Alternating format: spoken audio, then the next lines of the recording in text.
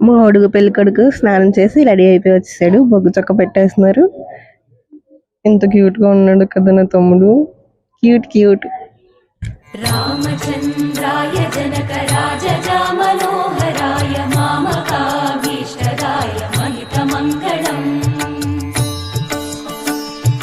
చారు కుంకుమోపేత చందనాను చర్చితాయ హారకటక శోభితాయ భూరి మంగళం